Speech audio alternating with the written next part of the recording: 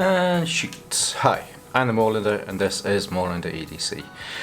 I was watching a buddy yesterday, a YouTube buddy of course, do a top-down video on this flashlight, or one very similar to this. I thought, you know what, it's been a while since I've done a top-down video, so I'll do a top-down video today. A few weeks back, the very good people from Manventure sent me the Nitecore Tiki. They knew that I was a huge fan of the Rovivon A5. So they asked me if I would like to do a review of this, test it out for a few weeks to see what it's like. So first off, a huge thank you to Manventure for sending this to me. Today we are going to look at the Nitecore Tiki.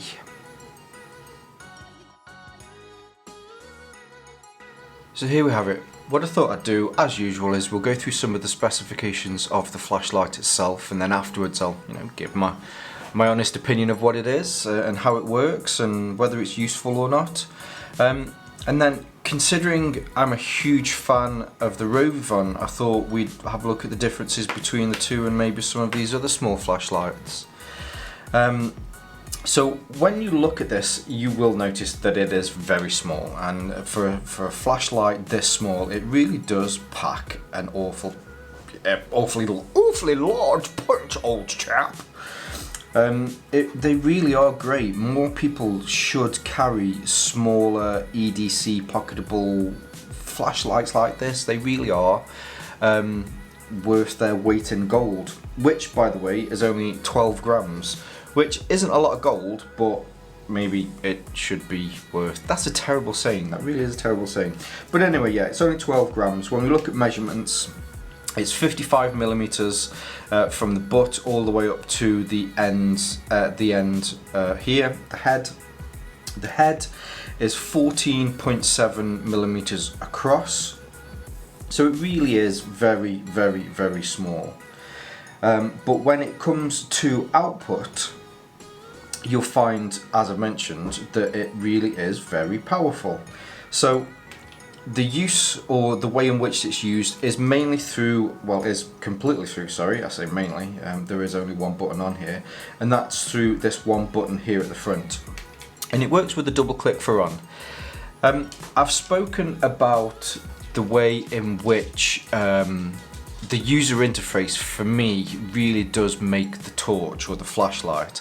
For me, I like a double click for on. It just seems more secure, it just seems easier to use. I know, holding your finger down on the button couldn't be any more easier, but I find with the double click for on that, I'm never really finding flashlights in my pocket that have accidentally turned on. So double click and it turns on. Hold it down, it turns off. Or if you need to, you can keep your finger down on it and it will instantly put it into turbo mode for you. So to go through the settings, or the lumen counts on here, double click, turns it on, and you've got the ultra low mode, or on a lot of flashlights like this, it's just moonlight mode, but they call it ultra low. Ultra low, you get 1 lumen. You can see it in the dark here. You get 1 lumen, and it will run for roughly 40 hours. Click it again, it'll then bump up. It then goes up to the low mode, which is 15 lumens, which will run for 4 hours. Hit it again, you've got mild or medium or mid. And that is 60 lumens. 60 lumens is quite bright, especially when you're inside the house. If you're trying to find things and not disturb somebody, 60 lumens is great. That will run for 1 hour, 60 minutes. Click it again, you then got your 300 lumens. 300 lumens will run for 30 minutes. There are some triple clicks on this. As I mentioned before, once it's on, if you want to turn it off, once it's on, if you want to turn it off, you just hold your thumb down on the button here on the top as well. There are some triple clicks, so if I click it 1, 2, 3, then you have some extra LEDs here on the side. The first triple click puts on the UV light. Now the UV light is 22 lumens. Oh, sorry. It's, I'm not sure what the measurement is here. It's 500 NWs, Newton weights. That's terrible. But it's quite bright actually. So if you do need to check it against something, it shines really nice and bright. If you put it against pounds or notes, you can see the UV stuff on there. Click the light again. It then turns on to the just a simple LED, which is great. So if you're in the dark, you need to read something, you're camping with it, you know, you can find stuff to read, or just have it sat there whilst you're doing something. It's very useful. That's 22 lumens, and that'll run for about an hour and a half. Last but not least, if you click it again, you then have a strobe. The strobe works on the same light, which is 22 lumens, and that will run for roughly 20 hours, so that's quite a lot. That's one of the main differences that you get between these two. The strobe, or I don't know, I mean, you could say it's a strobe, it pulses, but it's more of a pulse rather than a strobe, whereas on this one, oh,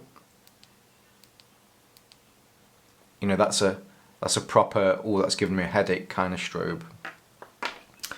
And they are the main functions on here. So as we look around, the head is made from aluminium. On the inside there is a Cree LED. Through the back here, the main body is made from composite, or resin, plastic. There's your little clicker button to turn it on. On the back here you have a loop. I always keep a little bit of lanyard on mine, mainly because it just makes it a lot easier to keep it, to find it in your pocket. I don't have these on my keyring. That's not how I use these. I actually use these as an EDC light, similar to this. You know, I just keep it in my pocket. I need to use it, I take it out. Generally it's trying to find things in the dark. I put it in moonlight mode and, you know, hunt away. So yeah, I've taken it off for this, but usually, yes, I usually keep a little lanyard on the back because it is easy to find in the pocket.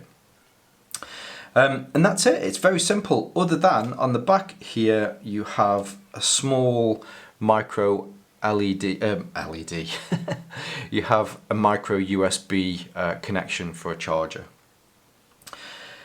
I'm going to fast forward because usually on these little lights and part of my reviews I say, is there anything that I would change? And there really isn't anything that I would change on this little flashlight. It's perfect. It really is perfect. If I was and I was being picky, I would say that, you know, we need to adopt new technologies, and I'd probably put a USB Type-C connection in there. However, I really do think this is going to be an iterative kind of thing for those. Give it 12 months, there'll be a Tiki version 2, and it'll have a USB Type-C connection in there. So I wouldn't worry about that whatsoever. I could argue, yes, that is something that I would definitely change, and they should have put it in there in the first place, but I'd be making a silly argument.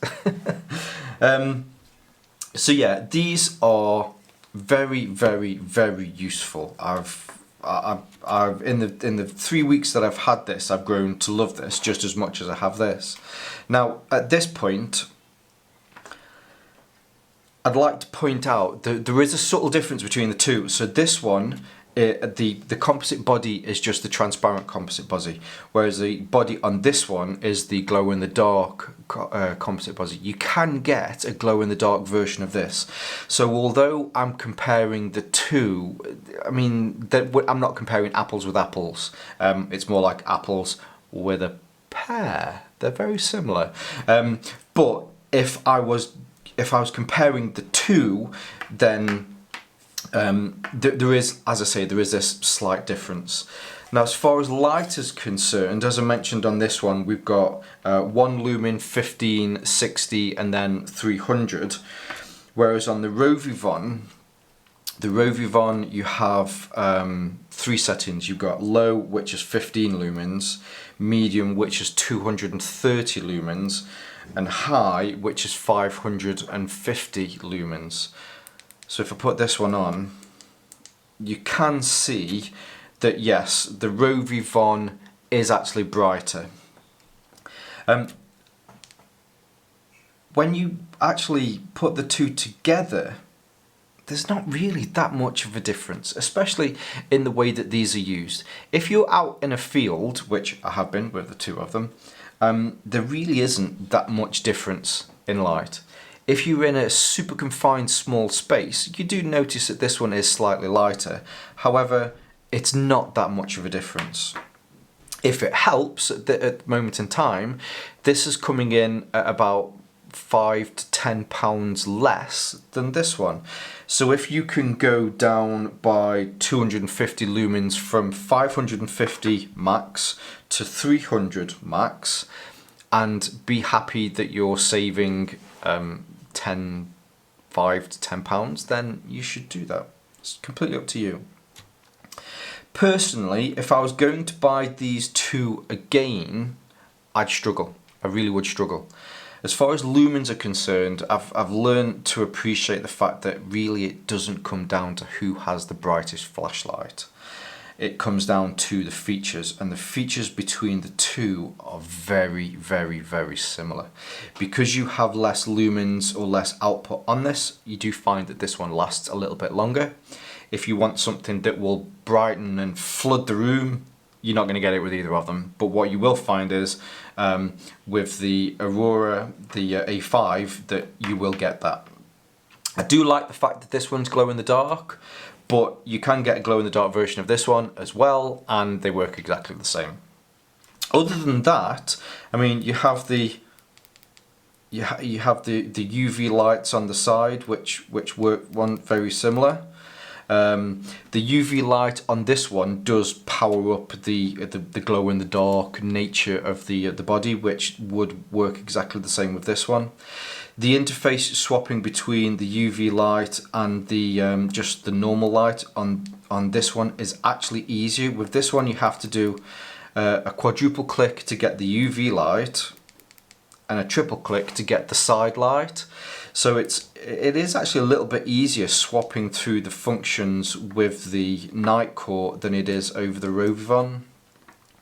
Again, just depends on the UI. If you're happy with that, then you know they're both great little lights. Then we have the Olight i3T. Oh, sorry, the i3E. Which comes in at roughly the same size.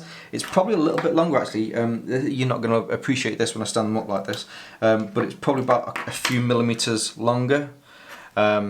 So, you know, it's another cracking flashlight. Then we have another Olight here. We have the i3T, which size-wise isn't that much of a difference, but when you put them down like this, there is quite a difference there. I haven't done a review on this yet, I need to do that one. Then you have, which almost looks more of the bigger brother to this one than it does to this one, but we've got the AURORA A28, which they really do look like they could be siblings. Very, very, very good flashlight. In fact, I nominated this the best EDC flashlight that there is out there. It's less of a keychain flashlight like this one is, which I think really is a subtle difference between the two. But there you have it. You know, it's the Tiki from Nitecore. I really do think if you're into EDC, you need one of these lights.